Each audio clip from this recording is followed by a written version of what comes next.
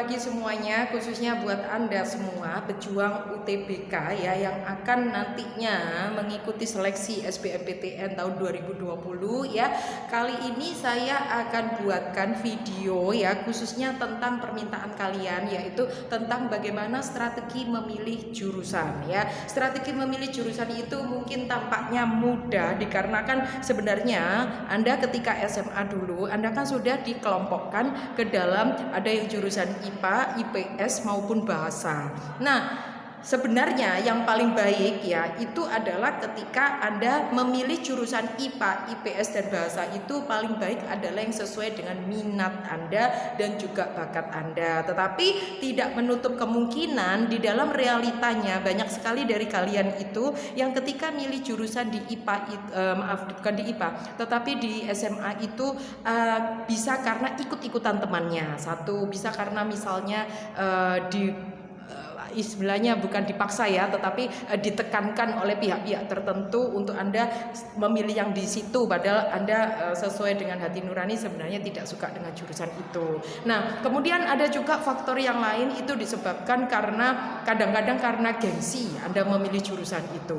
Nah, ini efeknya ketika Anda dihadapkan kepada realita yang Anda jalani semasa SMA ya, apabila itu bukan karena pilihan dan bukan karena kemampuan Anda sendiri ketika memilih jurusan tersebut, Anda terjadi kebingungan masih dalam semasa SMA.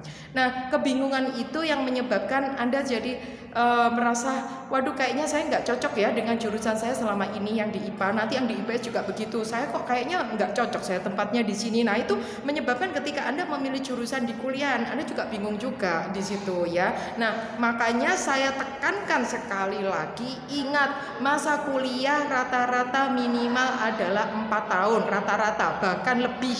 Ada juga yang lebih, jurusan-jurusan tertentu itu kuliahnya normalnya lebih dari 4 tahun. Jadi Anda bisa bayangkan, kalau ketika Anda 3 tahun saja di SMA sudah kadang-kala merasakan adanya kebosanan, adanya ketidakcocokan. Kok ketika Anda mengerjakan di jurusan ini ada mapel-mapel ini yang saya kurang mampu dan sebagainya. Nah, itu menyebabkan Anda jadi turun semangat dan motivasinya. Lah, apalagi nanti kalau ketika di perguruan tinggi. Di perguruan tinggi Anda menghadapi 4 tahun itu bukan waktu yang sebentar. Karenanya di perguruan tinggi itu sebisa mungkin satu, pilihlah jurusan yang sesuai dengan minat Anda. Ingat, saran dari orang lain boleh saja, tetapi harus dikembalikan kepada Anda juga, di mana Anda itulah yang nanti yang menjalani kuliah itu ya. Jadi Anda yang menjalani kuliah itu, jadi nanti kalau ada kesulitan dan sebagainya itu Anda sendiri juga yang menghadapi. Jadi karenanya sebisa mungkin ya usahakan kalau memilih jurusan sesuai dengan hati nurani Anda sendiri dulu. Itu poin pertama. Ingat, kalau kita menyukai sesuatu,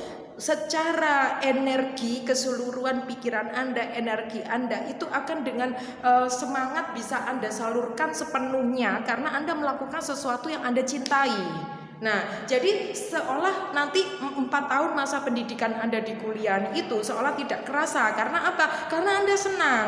Coba kalau Anda menjalani suatu jurusan yang bukan minat Anda, bisa jadi Anda hanya 1 tahun nanti ikut coba lagi, tes lagi. Sayang loh waktunya, umur dan sebagainya. Belum lagi biaya kuliah yang juga dihabiskan, ya kan? Anda pikirkan betul-betul baik-baik soal itu. Nah, kemudian kalau misalnya Anda merasa soal kemampuan di bidang IPA, IPS atau bahasa Anda masih merasa setengah-setengah dan Anda masih merasa kebingungan, boleh Anda minta saran kepada ortu, kepada guru BK, dan juga banyak searching ya di Google atau apa. Nah, yang saya harapkan yang Anda searchingkan bukan hanya tentang jurusan, informasi jurusan, tetapi yang lebih penting apa prospeknya di masa datang. Ingat, Anda kuliah setelah lulus pasti targetnya Anda ingin bekerja bukan? Ingin berkarir bukan? Nah, itu Anda harus melihat peluang karir untuk kedepannya. Kira-kira ketika masa Anda lulus, ya kalau Anda ikut tahun 2020 SBM, berarti kan Anda lulus sekitar kurang lebih tahun 2024 ya, dan sebagainya ya. Anda pikirkan itu, kira-kira kedepannya itu apa ya peluang kerja yang terbuka untuk bidang yang Anda sukai itu. Nah, itulah yang Anda sasar ya. Itu strategi untuk memilih jurusan yang kedua. Lalu boleh juga Anda di sini mengikuti berbagai macam tes psikotes ya. Untuk Anda yang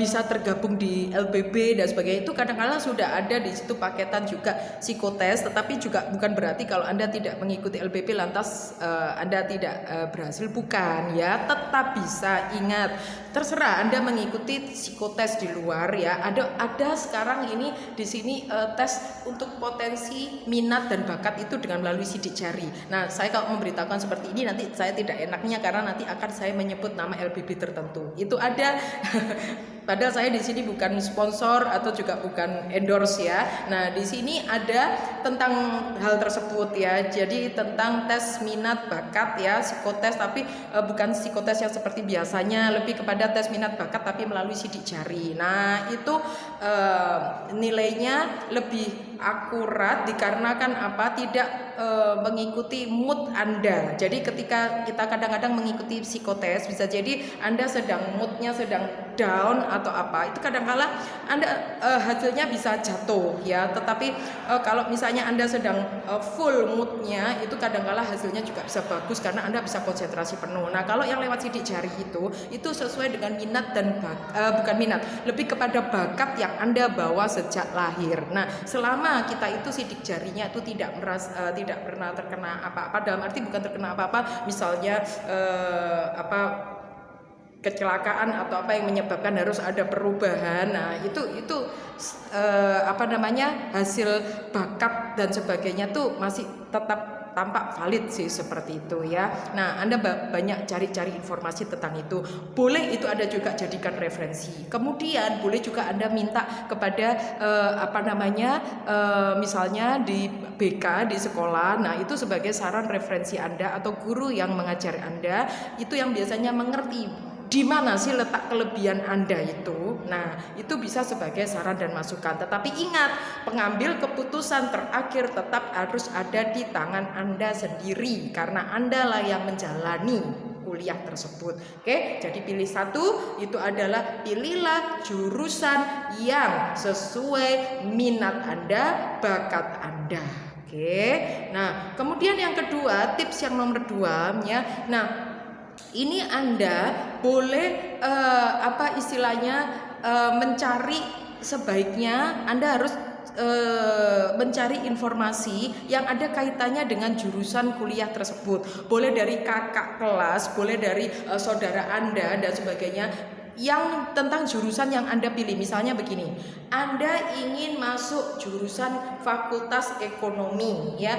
Nah, Fakultas Ekonomi itu ada berbagai macam bidang prodi ya, ada akuntansi, ada manajemen, ada studi pembangunan. Nah, kalau misalnya Anda punya saudara yang barangkali kuliah di Fakultas Ekonomi Manajemen, nah Anda kepingin masuk di manajemen, cobalah tanya-tanya kepada dia ya, kepada saudara Anda itu, yang diajarkan mata kuliah yang harus Anda hadapi di jurusan tersebut apa. Carilah gali informasi sebanyak mungkin. Bisa Anda cari dari Google, bisa dari kakak kelas Anda, bisa dari saudara, bisa dari teman-teman atau siapapun aja yang mengetahui informasi itu. Syukur-syukur kalau memang Anda sangat mudah. Saya rasa khususnya kalau misalnya di Google juga banyak di situ jurusan mata pelajaran atau mata kuliah yang diajarkan pada jurusan ini apa saja. Nah, kira-kira Anda bisa nggak mengatasi dari sekian banyak mata kuliah tersebut, itu kira-kira Anda mampu nggak masih menghadapi. Misalnya Anda nggak suka sekali sama yang namanya akuntansi, Anda ikut jurusan ekonomi manajemen. Lah, ternyata yang namanya manajemen, bayangan Anda tidak ketemu lagi dengan akuntansi. Lah, kalau Anda sedikit atau minim informasi, takutnya ketika Anda masuk ke jurusan Fakultas Ekonomi Manajemen manajemen Anda merasa menyesal. Loh, ternyata manajemen begitu banyak sekali akuntansinya. Kenapa kok begitu banyak sekali akuntansinya? Maklum saya sendiri adalah dari alumni jurusan tersebut. Jadi saya tahu betul ya. Kebetulan kalau saya cinta banget sama ekonomi.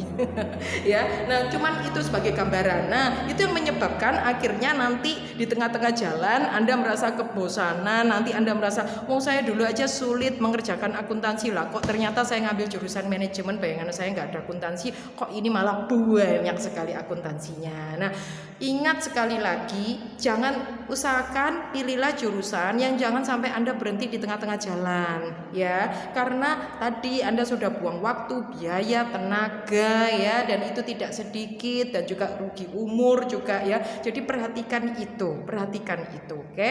Jadi itu yang pilih yang kedua, cari informasi yang sebanyak-banyaknya tentang mata kuliah yang diajarkan di jurusan tersebut. Kira-kira dari daftar mata kuliah itu Anda masih bisa mampu nggak untuk mengejar, atau tingkat keberhasilan Anda mengikuti perkuliahan di jurusan tersebut berapa persen? Nah, dari situ ya. Kemudian yang ketiga, nah ini, ketika Anda memilih jurusan ya, untuk SBMPTN nanti, bersaing di SBMPTN nanti, usahakan adanya kesesuaian dengan jurusan Anda di SMA, ya.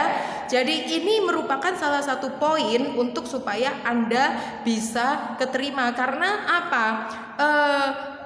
Bukannya tidak bisa ya, tetapi ini kadangkala ya, universitas pun juga menilai, ketika anak ini memilih jurusan itu mungkin masih kurang tahu, sangat buta latar belakang tentang jurusan tersebut, ataukah jangan-jangan dia hanya ikut-ikutan iseng atau bagaimana sampai mengikuti jurusan yang ini. Sebagai contoh, kalau misalnya Anda itu anak IPS, berarti yang Anda pilih adalah kelompok bidang soshum. Itu yang lebih baik ya.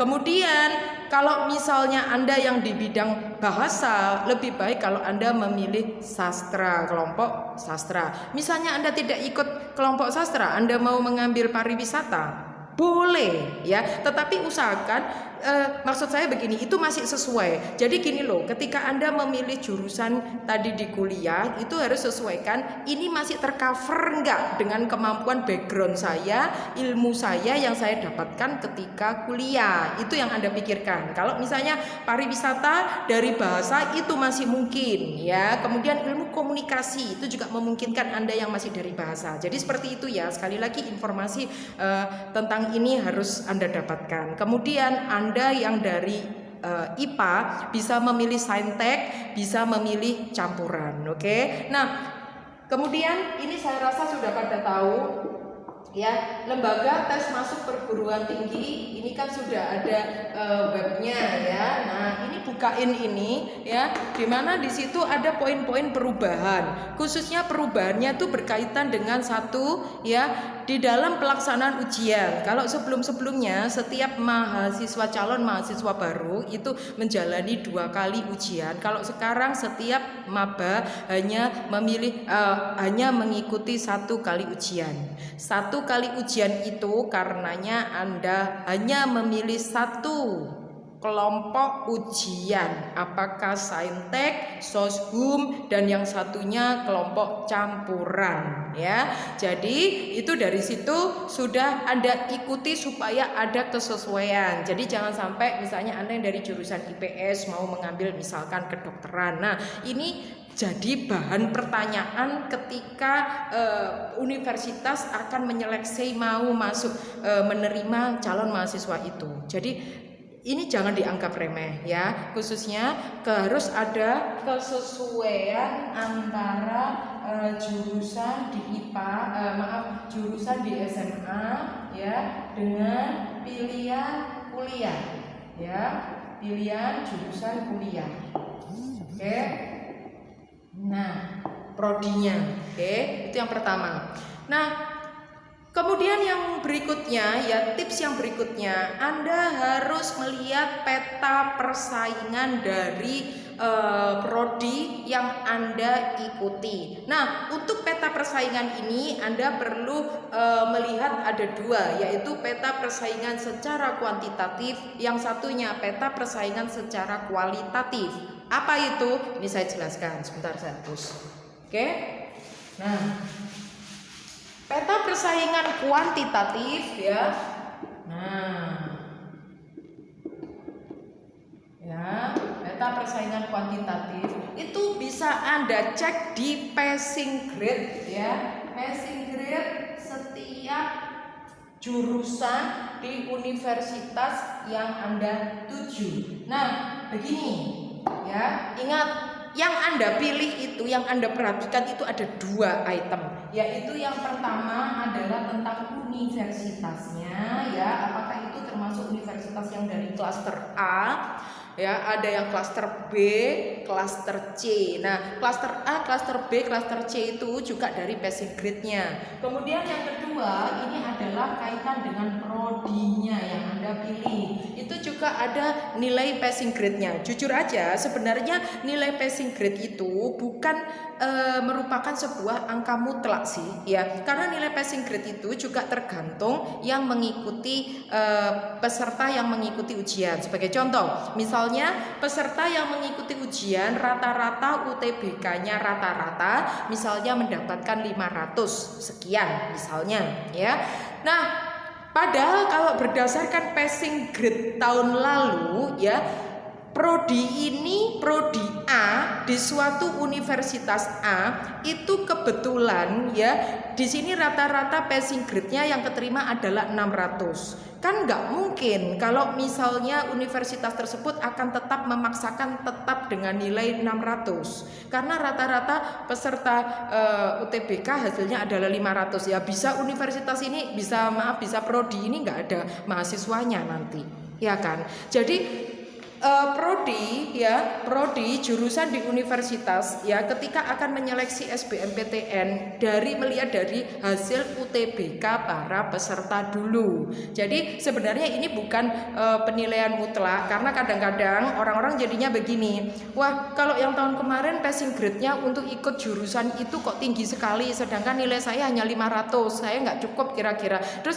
anak ini kemudian pindah ke jurusan yang di sini passing grade-nya memenuhi syarat dia lah. Yang calon mahasiswa yang berpikir seperti itu ternyata tidak satu dua, semuanya pada pindah mencari jurusan yang passing grade-nya lebih rendah. Nah, itu mengakibatkan ya, akhirnya di sini tergantung universitasnya, apakah masih tetap menerima jurusan tersebut itu harus nilainya 600. Kalau misalnya di sini ternyata banyak rata-rata hasil UTBK calon mahasiswa itu hanya 500 ya, sedikit saja yang mendapatkan 600, bisa-bisa nanti prodi itu kurang mahasiswanya. Jadi nggak mungkin dipaksakan itu, jadi dia pasti juga turun. Nah, tapi sebaliknya, yang tadi prodi yang sudah kebanjiran peminat ya dari calon maba yang kira-kira ketakutan karena nilai ini nggak cukup kalau misalnya masuk di fakultas itu, jadi saya milih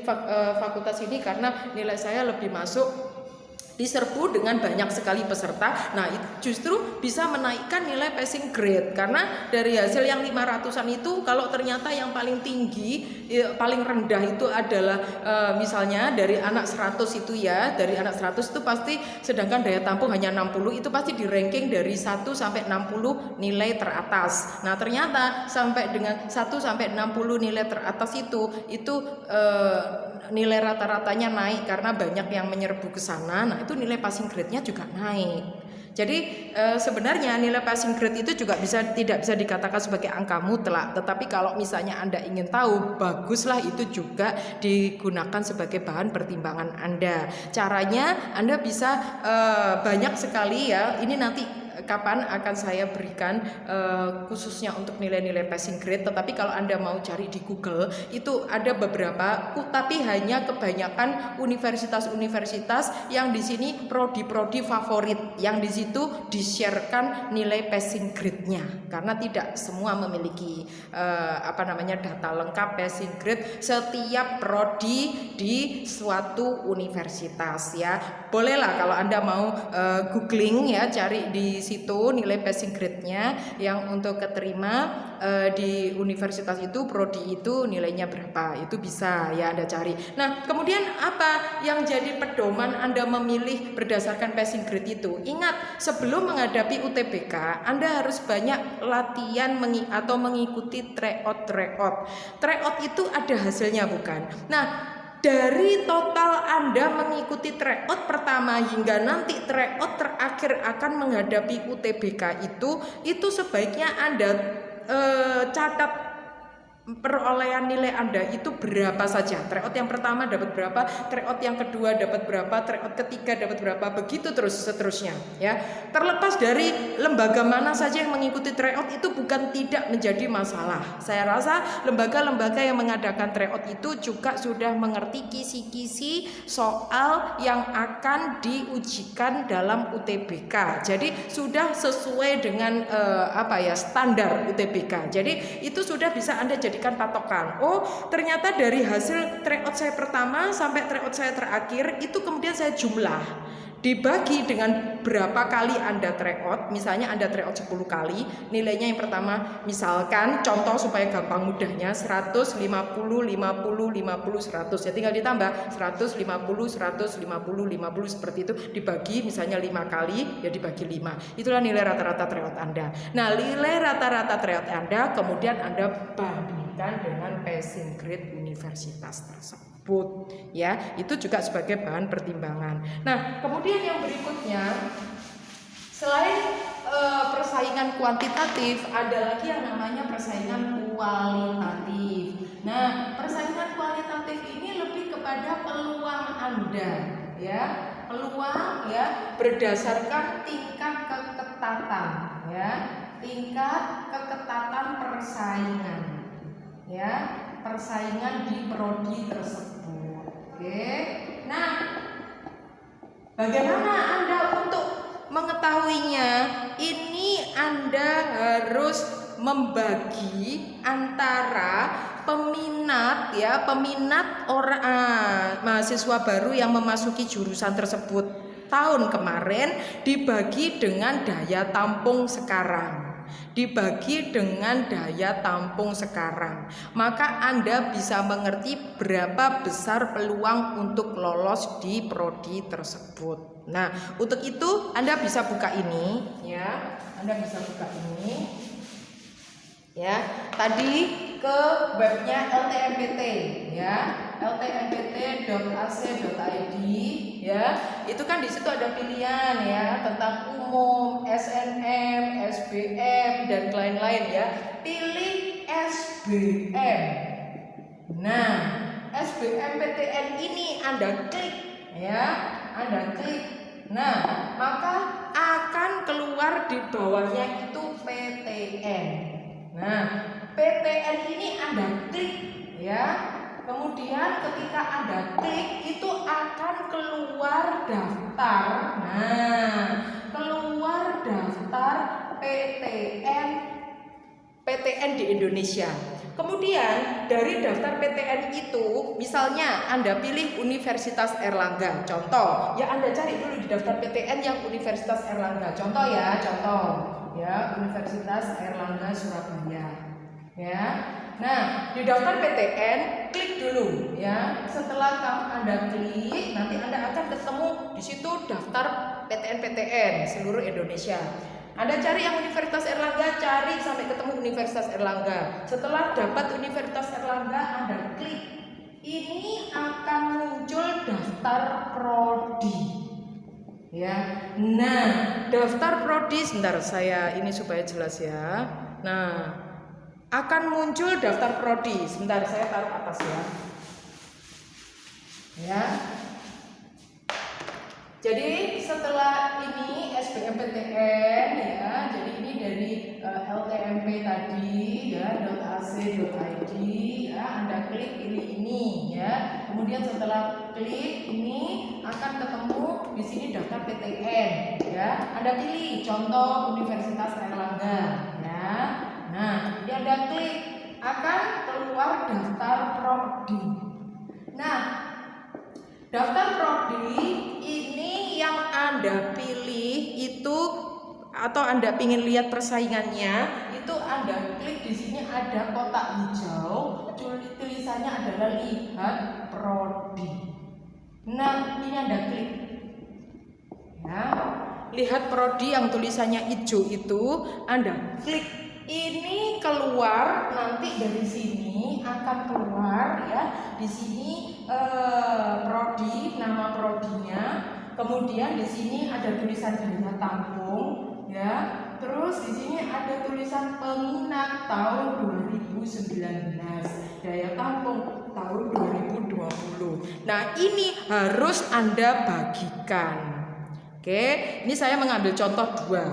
Sebagaimana contoh misalnya Anda anak dari jurusan Soshum ya. Anda ingin sekali masuk yang pilihan pertama adalah Fakultas Hukum. Kemudian ini yang atau begini, Anda ingin sekali milih kalau nggak masuk hukum, masuk HI. Nah, sebaiknya bagaimana cara saya mengurutkan? Nah, itu Anda lihat dulu di sini. Hukum, kebetulan hukum Universitas Airlangga ya. Ini misalnya Universitas Airlangga. Yang saya lihat memang yang kebetulan Universitas Airlangga, tapi di situ banyak ya, semua universitas ada ya. Nah, misalnya di situ hukum ya, sesuai dengan webnya LTMPT itu ada daya tampungnya 81 ya. Kemudian di sini peminatnya 970. Nah, kemudian Anda ingin masuk hubungan internasional, tulis dulu. HI di sini kebetulan daya tampungnya adalah 36. Nah, tetapi peminatnya tahun kemarin adalah 493. Nah, untuk mengetahui peta persaingan, ini Anda berarti bagi dulu ya. Tingkat persaingan ya. Tingkat persaingan ini Anda bagi ya. Nah, ini adalah 970 per 81. Ini ketemu 11,9% alias 12%. Nah, yang satunya juga sama, 493 dibagi 36 ya. 493 dibagi 36 yaitu jumlah peminat dibagi daya tampung, itu ketemu 13,6% alias 14%. Nah, ingat, persentase ini menunjukkan peluang Anda. Kalau Anda memilih Fakultas Hukum, peluang calon mahasiswa untuk bisa lolos adalah sebesar 12%. Ini saya bulatkan ya. Untuk peluang calon mahasiswa bisa lolos di jurusan HI, peluangnya setiap anak adalah 14%. Nah, semakin kecil peluang itu menunjukkan tingkat persaingan yang paling tinggi. Semakin kecil peluang itu menunjukkan tingkat persaingan yang paling tinggi. Karenanya kalau begitu grade-nya pasti juga lebih tinggi. Jadi kalau Anda lihat pesaingnya di sini, kalau untuk masuk hukum adalah 12%, itu adalah tingkat persaingannya berarti lebih kecil ya dibanding atau lebih rendah dibanding HI. Itu berarti nilai grade-nya Fakultas Hukum lebih tinggi dibanding HI. Kenapa kok justru persentase kecil itu menunjukkan grade yang tinggi? Lah logikanya kan begini ya. Semakin tinggi nilai kan semakin kurang dan lebih semakin sulit dicapai. Tidak heran kalau nilai standarnya tinggi, maka peluang orang bisa nembus kecil. Logikanya kan di situ. Kalau semakin rendah nilainya, maka di sini semakin besar peluang Anda untuk bisa lolos. Karenanya nilai peluang Anda adalah persentasenya lebih besar. Begitu logikanya. Jadi kalau Anda tetap ingin masuk hukum dan HI, hukum ini harus Anda taruh di pilihan pertama. Jangan kebalik, pilihan kedua HI.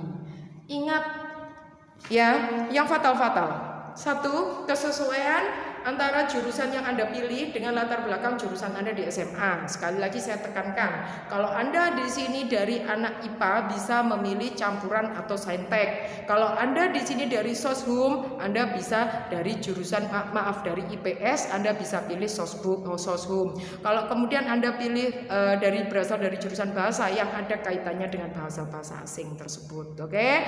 Nah, kemudian di sini kalau yang kedua tadi dari keketatan melihat passing grade. Dari mana passing grade? Yaitu dari nilai tryout Anda rata-rata, ya.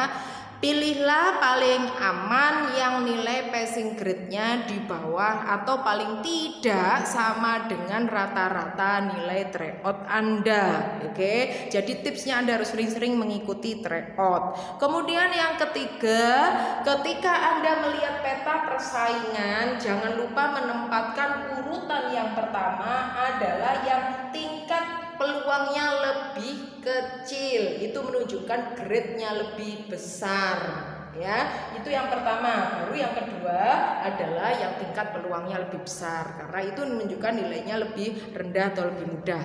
Nah, begini, Anda lebih baik saya sarankan ketika memasuki jurusan, memilih jurusan, ingat setiap maba boleh memilih 2 jurusan. Nah, itu optimalkan betul. Kalau bisa Anda pilih 2. Kenapa? Jangan pilih 1, karena 1 ya sepertinya gambling ya.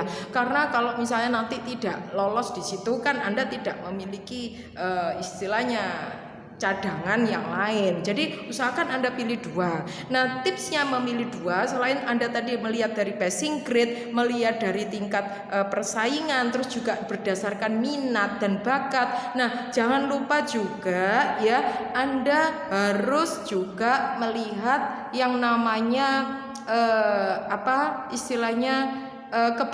tingkat keberhasilan Anda untuk mengikuti perkuliahan di jurusan tersebut. Bisa survive nggak? Tadi yang sudah saya minta Anda survei mapel-mapel apa yang diajarkan atau mata kuliah apa yang diajarkan di dalam bidang studi jurusan tersebut. Nah, kemudian jangan lupa juga Anda juga banyak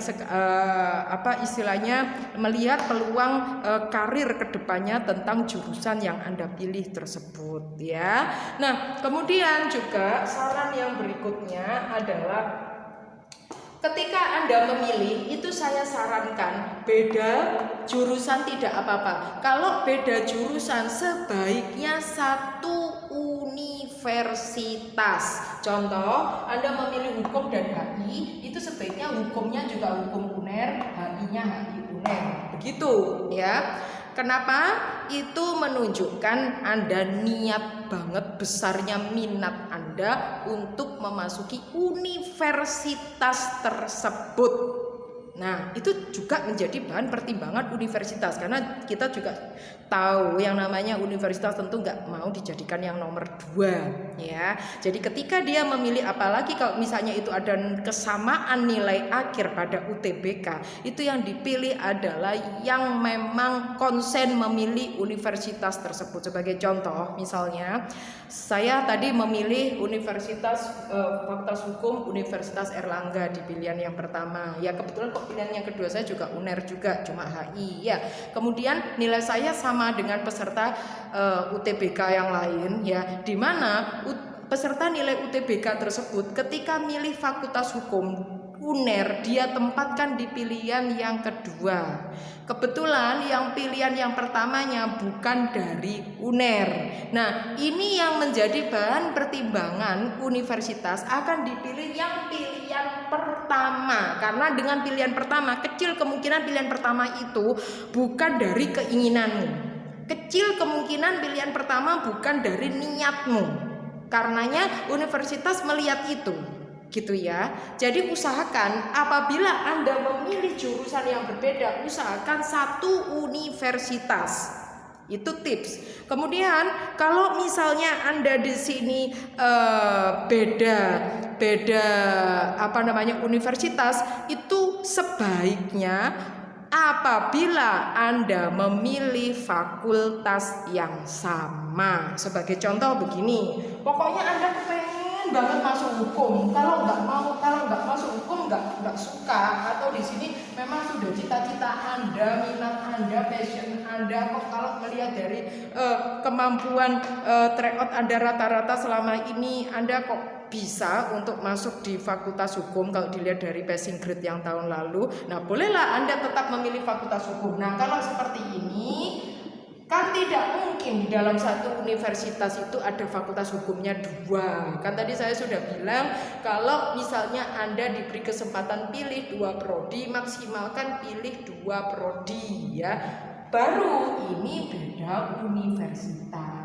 Universitas A, yang satunya Universitas B. Nah, ini pun ketika mengurutkan sebaiknya Anda perhatikan betul passing grade klasternya. Universitas yang termasuk dalam golongan klaster A, ya ini bukan berarti maksudnya saya mengajarkan Anda untuk merendahkan universitas yang di pilihan kedua itu berarti secara klaster dia nilainya rendah. Bukan seperti itu loh ya. Tetapi namanya kita ini bersaing itu berdasarkan besar atau tidaknya peluang kita bisa lolos. Yang kita lihat itu karena kita juga ingin kuliah keterima di PTN. Sebenarnya kita pun memandang PTN manapun itu pasti juga ya sudah bagus. Gitu loh ya. Nah, jadi untuk memperbesar peluang itu carilah yang universitas yang di sini klaster 1, klaster yang di sini atau passing grade-nya lebih tinggi ya. Ini yang kedua, ini passing grade-nya lebih tinggi. Di sini yang passing grade-nya lebih rendah. Nah, ini caranya kalau Anda tetap kekeh harus milih fakultas itu. Tapi kalau beda fakultas, ada baiknya kalau Anda pilih satu universitas. Apakah boleh kalau misalnya saya itu pengen 2 fakultas dan juga 2 universitas? Sebenarnya bagus, sebenarnya boleh, tapi tidak saya sarankan ya. Boleh-boleh saja ya, tetapi akan lebih baik kalau Anda pilih 2 fakultas di dalam satu universitas. Paling tidak Anda sudah kepingin banget masuk universitas itu tuh menjadi bahan pertimbangan universitas itu untuk menerima Anda. Ya. Kalau Anda pilih mau beda universitas dan beda fakultas, sekali lagi untuk universitasnya Anda urutkan berdasarkan klaster. Itu dulu yang Anda lihat universitasnya. Baru yang kedua adalah jurusan. Seperti itu cara triknya kalau ngisi, di mana Anda beda universitas dan beda fakultas ya. Ini fakultas 1, ini fakultas 2 ya. Nah, beda seperti ini, carilah klasternya ya, passing grade-nya juga ya. Nah, nilai universitas ini kalau dari tahun kemarin ternyata lebih tinggi daripada ini. Inilah yang ditaruh di pilihan pertama ya. Nah, lantas bagaimana kalau misalnya dari fakultas yang pertama ini sebenarnya kita ini lolos peluangnya, maksudnya peluangnya ini justru yang lebih besar ya dibandingkan dengan peluang yang ini. Kalau ingat tadi kalau persentase semakin kecil itu berarti peluangnya semakin ketat. Nah, kita yang lihat jadi patokan dulu yang mana? Yang universitasnya. Sudah ya, universitas itu karena yang Anda pilih pertama. Nah, baru setelah itu kan toh fakultasnya juga beda. Nah, itu baru Anda tempatkan fakultas pilihan Anda di universitas itu. Cuma jujur yang ini saya tidak sarankan. Lebih baik kalau Anda beda fakultas itu Anda beda di sini maksudnya sama universitasnya. Oke. Nah, sekali lagi ya, kalau misalnya ada pertanyaan dan sebagainya, masih kebingungan lagi tentang pilihan jurusan di universitas, silakan Anda tulis di komen situ ya, di komen di bawah ya, di kolom komen ya. Saya akan bantu untuk jawab ya. Jangan khawatir, di sini istilahnya saya membuat video ini juga membantu Anda khususnya para pejuang UTBK supaya bisa sukses. Nah, upaya kalian di sini tidak pernah ketinggalan info-info menarik, khususnya nanti ini akan saya pandu banyak sekali soal-soal untuk membantu Anda belajar dalam menghadapi UTBK. Nah, nyalakan terus ya tombol subscribe-nya channel ini dan juga notifikasinya supaya Anda selalu selalu mendapatkan video-video terupdate yang ada kaitannya dengan informasi-informasi terbaru yang mungkin penting Anda Anda dapatkan ya untuk menghadapi persaingan di UTBK tahun 2020. Nah, akhir kata saya doakan semoga kalian semua sukses memasuki universitas-universitas sesuai dengan impian dan cita-cita Anda. Amin. Oke, terima kasih atas perhatiannya.